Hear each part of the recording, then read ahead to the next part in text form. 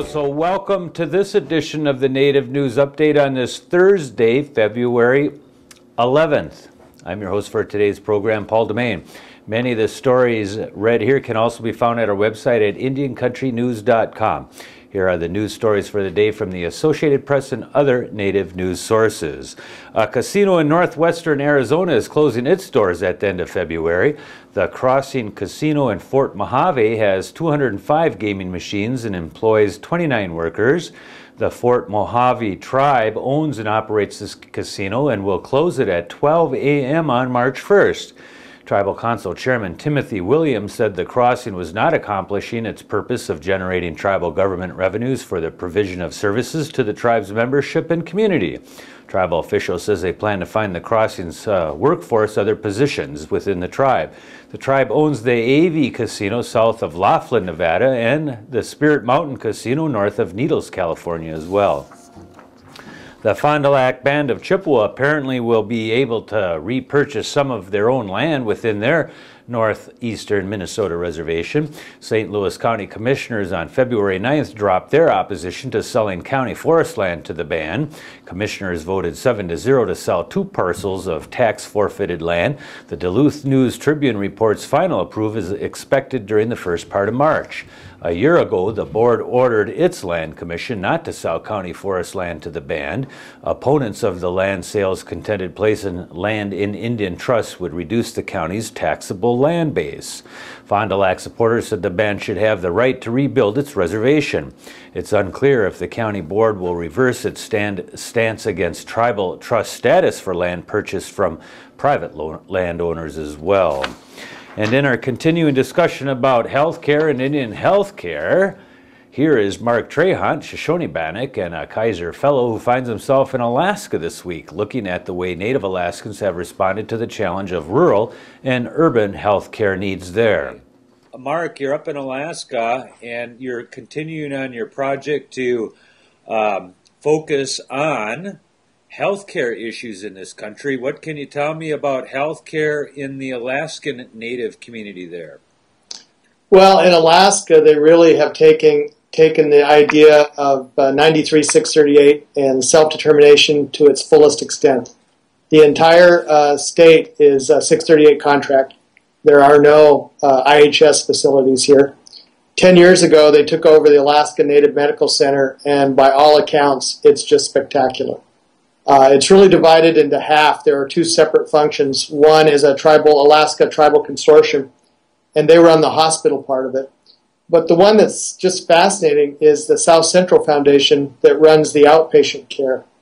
And by any measure, I think they may be the best health system in the United States.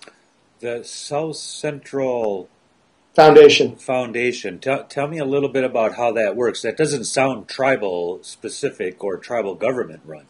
Well, it's not tribal government. It was originally funded by the Siri Corporation because of what the Alaska Native Claims Settlement Act. It changed the basic structure in Alaska. So they work with the large native-run corporations. To give you an example of how that plays out, if you or I move from the reservation to the city, in theory, we're supposed to get some health care from the Indian Health Service for urban Indian populations, but in practice, it's negligible. Very few people do.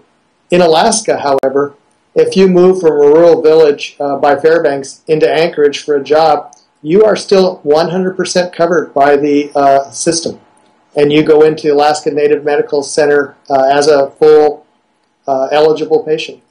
Yeah, but it seemed to me that their biggest facility in Alaska was right in Anchorage there. Is that true? Is that the, yes. the system you're talking about? Have you had a chance to tour that facility? I have. It's pretty extraordinary. Give you an example.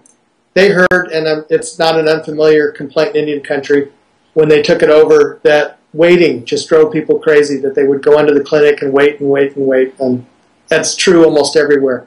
So what they did is they devised a system where they actually have multiple primary care facilities in the same building that look identical, but what that does is keep them very small. So you go in there, and there may be only 3 or 4 people waiting at a time. Not only that, but you look around, and there are signs that say, if you have not been seen by somebody after 15 minutes, come talk to us. they have made not waiting a huge priority and been very effective at it. You think, which just brings the idea, I think waiting is one of the things that makes patients go crazy all over the country. I don't care where you are. Right. Is there going to be modern capabilities to let people know? For example, it would be nice if I had to go to the Indian Health Service clinic and someone tweeted me or someone Facebooked me or something like that. You see anything like that going on in the healthcare system where people are trying to use social media, networking and things as a way of reaching out for healthcare or for notifications like that? I think it's an area worth doing. There are some experiments, but not in the Indian health system.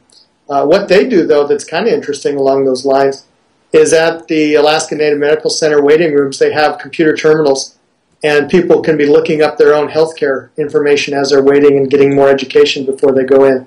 They also, it's a team-based approach, so the idea of the doctor being somebody lifted up and paramount is just not there. It's a part of a team, and the team looks at your care, and you are a critical part of that team. I think that's the most important part, particularly for chronic care diseases, is that you have to get involved and manage your own health care, and that's what's really allowed them to cut costs considerably. That's interesting. How about the use of traditional practitioners in the community that aren't regular medical doctors? You see some of that up there? Yeah, it's extensive. They have offices in the facility. They're part of the healthcare team from the very beginning and offer suggestions as an equal. I had a chance to be up there. I met with Tony Brown when he was still working there in part of Naja, doing a lot of their video work at the hospital there. So I went into the hospital, and I thought one of the other things that was neat is that they had some massive art collections. They had the ivory on one end, or tusk work on one end, dolls on the other, and so forth. And so someone had told me that aesthetically, they consulted with the elders about what they should surround themselves with. Describe what you're seeing there that's different from a typical old-fashioned hospital. Well, the artwork, as you mentioned, is just stunning. In fact, it may be the best gift shop in any hospital anywhere in the world. My checkbook couldn't stand a visit there. Okay. There are also ideas about openness. For example, all of the hallways are 4 directions with giant glass windows at every end, so you can stand at a crossroads at the hospital and look in their directions and see the 4 directions. There's a waiting room that's a traditional design when you walk into the facility that keeps the cold air out and circulates the warm air and allows people to get climatized before they walk in. There's tons of space for meeting with families and being off and kind of just being a community place. Kind of be off by yourself, if I remember right. I think that's another thing. A lot of these hospitals where you got 2 patients and some family members come in and there's no room for everyone to get around and actually relax or enjoy the contact that you have. Right. Yeah. I'll be writing about this next week because it actually is backed up by really good data. They're getting some real results from this approach to healthcare. And we all want to keep in mind cost efficiency in all this. Where does the cost efficiency come into it? Is it by treatment before someone is really, really ill? Is that what we're looking at? The very biggest is reduced hospital stays. Their hospital stays are down 40%. And any day you can keep somebody out of the hospital, that's a big cost saver. And it's really looking at healthcare. I mean, if you look at it, and I think one of the flaws with thinking about it as a business is that if healthcare is successful, you're out doing things and you have nothing to do with the healthcare system. You're out cross-country skiing, you're walking, you're doing things that make your life pleasant. And that is not something you're normally rewarded for in a healthcare system. But this system takes the approach that that's the goal, that's a good thing. Get them out there and get them exercised and get them and keep them in good health. All right, Mark, well, thanks. I know you got another speech coming up here shortly. You're a media star in Anchorage or Alaska. You have a good time. We'll catch back up with you again soon. Very good. See you. And that is the latest roundup of news from Indian Country on this edition of the Native News Update. We want to thank you for joining with us, and don't forget the live feed this Saturday, February 13th, of the hand drum contest in the featured channel. Catch up to you later. Miigwech.